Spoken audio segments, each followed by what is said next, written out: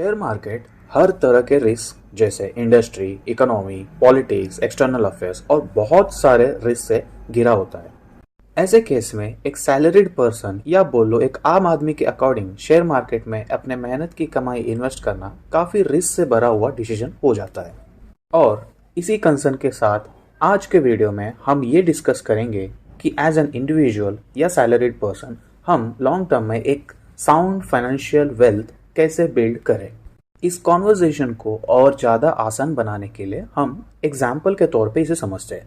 Risk free में consider करते हैं एक डिपॉजिट जो फिक्स्ड डिपॉजिट होता है, और मार्केट रिस्क में हम एक इंडेक्स फंड को कंसिडर करते हैं। अगर हम आज के डेट पे इंडिया के सबसे बड़े बैंक SBI का 5 ईयर्स का डिपॉजिट रेट देखें तो वो है 6.5% फॉरन 5 ईयर्स से लेके 10 साल का। वहीं पे हम निफ्टी 50 के 5 ईयर्स CAGR देखते हैं तो वो 12 to 15% के रेंज में लाई करता है। सपोज मैंने 5 साल के लिए FD में इन्वेस्ट किया तो मेरा 1 लाख बढ़कर कुछ 1,38,042 हो जाएगा।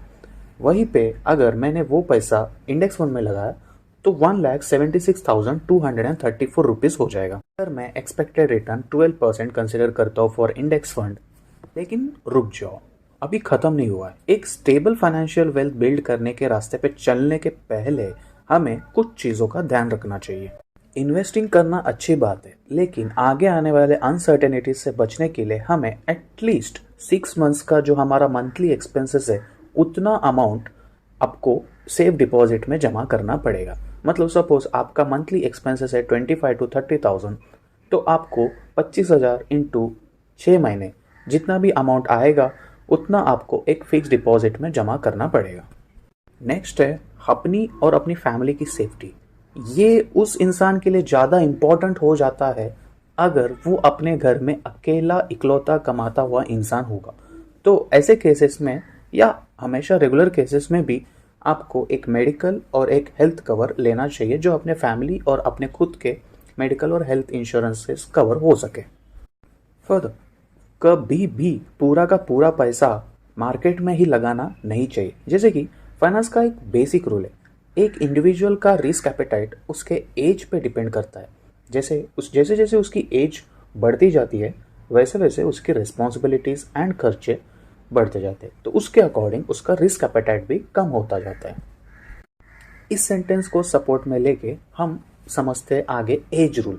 जैसे कि 100 माइनस एज का रूल समझते। सपोज आपकी एज 25 है तो जनरली आपने 100 माइनस 25 माइनस मतलब 75% ऑफ योर टोटल कैपिटल आप इक्विटी मतलब मार्केट का रिस्क उठा सकते हो आपके 75% के कैपिटल का, और बाकी बचा हुआ 25% कैपिटल आपको एक रिस्क फ्री या डेट फंड्स में इन्वेस्ट करना चाहिए। इसका सिंपल भाषा में मतलब यही है कि आपको एक रास्ते पे चलने की जगह पे आपको एक ट्विन स्ट्रैटेजी फॉलो करनी चाहिए, जिससे कि आपका एक फाइनेंशियल वेल्थ जो है बिल्ड हो सके। So that's it for the video. मिलते हैं अगली वीडियो में। आई होप आपको ये इन्फॉर्मेशन जरूर यूजफुल लगी होगी। अगर हाँ तो प्लीज़ चैनल को सब्सक्राइब कीजिए एंड वीडियो को एक लाइक। Thank you.